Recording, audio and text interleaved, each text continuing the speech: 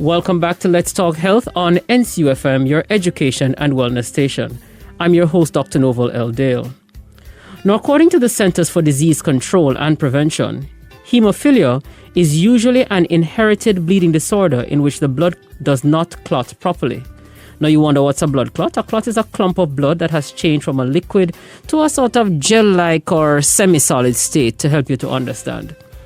This can lead to spontaneous bleeding as well as bleeding following injuries and surgery.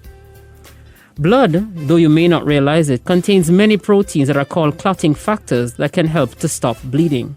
So Dr. Dale would have given us a little insight into what hemophilia is. And I had to interrupt because I actually have someone here with me who has the disorder and would love to share his story with us. With me is Mr. Novell Basie Myers. Mr. Myers, how are you?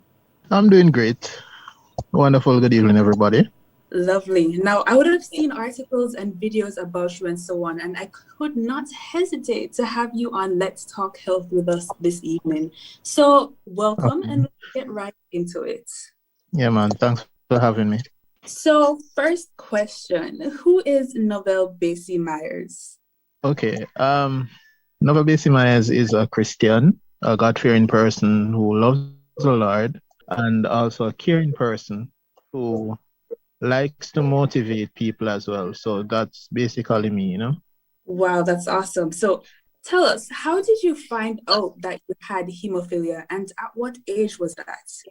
Okay, so I was around 2 years of age, and my older brother have hemophilia, so I was showing the same type of symptoms that my brother have, the black and blue spots. So my parents got concerned, brought me to the hospital, and they tested to see if I have hemophilia.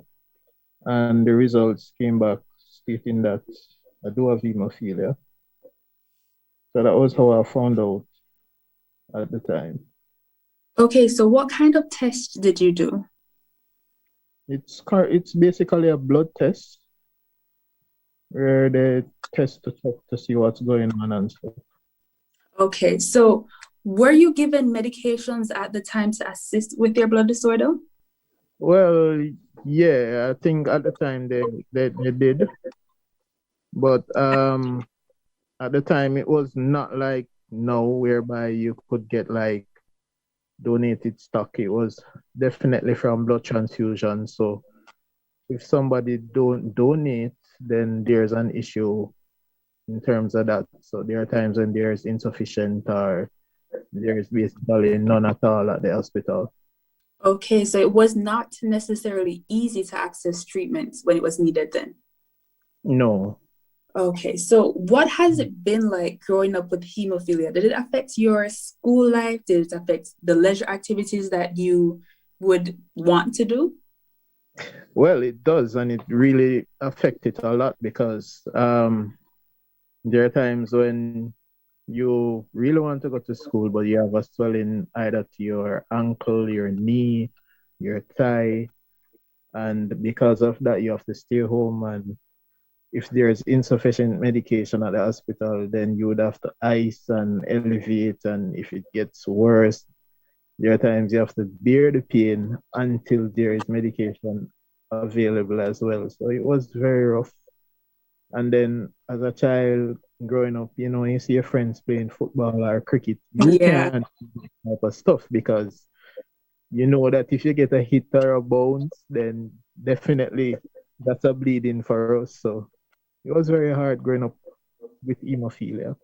Yes, and I could definitely see how this would discourage you from doing like certain activities and so on. So to further that question, were there any goals that you had to sit back on because of hemophilia? Well, there are some, but I mean, basically, I grew up around music, so I wanted to pursue my career in music. So even though I was thinking about other stuff, but I rather do music. So that was where my mind was at the time. And for music and entertainment, you'd have that would come with a lot of things. So you'd have to be on stage and do certain activities and so on. So that definitely was a barrier. Hemophilia was definitely a barrier for you there, right? Well, yeah, but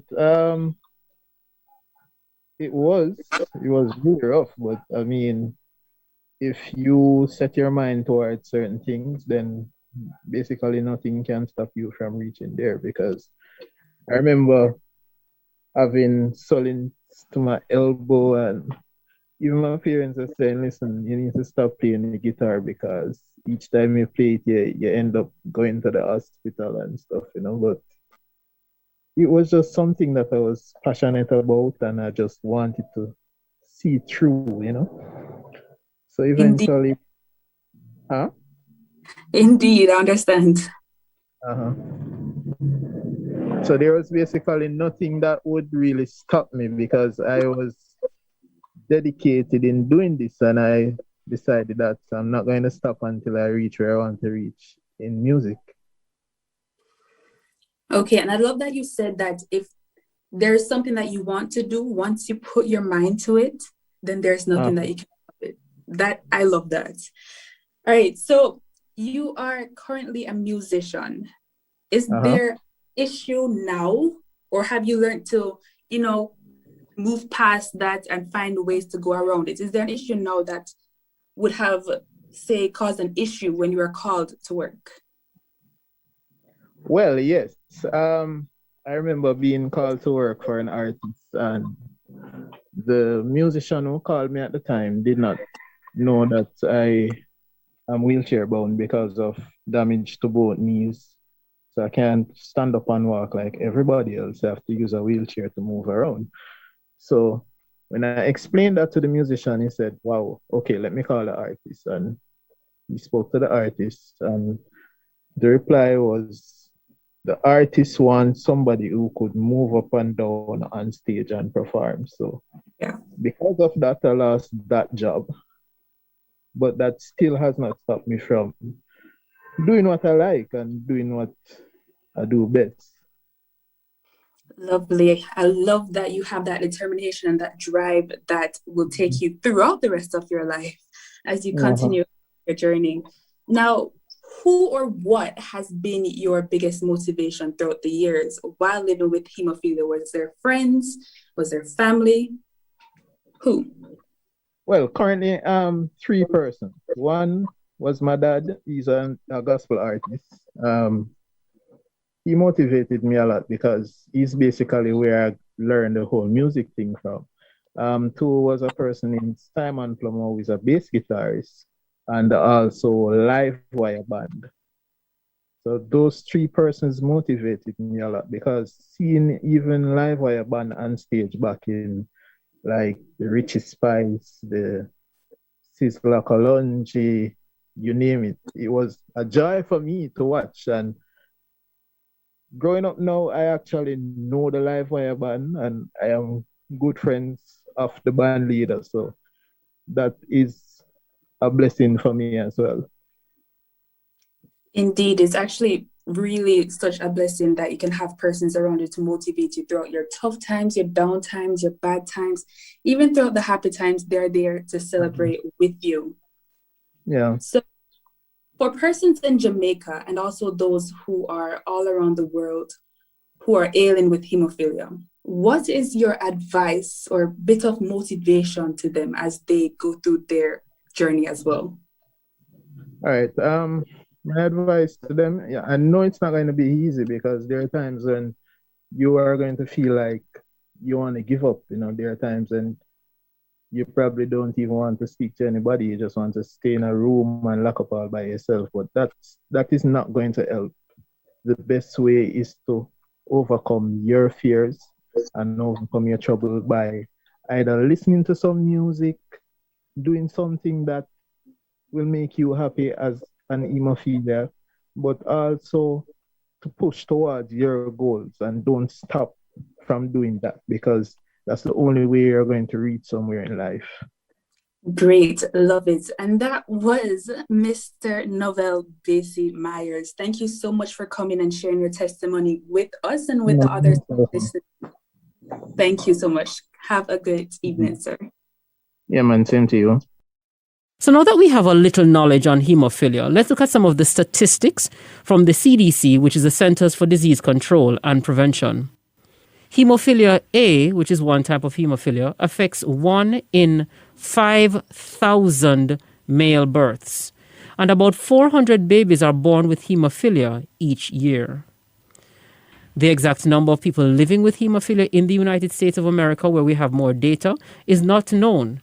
But based on a recent study, which showed data collected from patients receiving care by the government, they found that hemophilia treatment centers across the country between the 8 years of 2012 to 2018, there were as many as 33,000 males in the United States that had hemophilia A.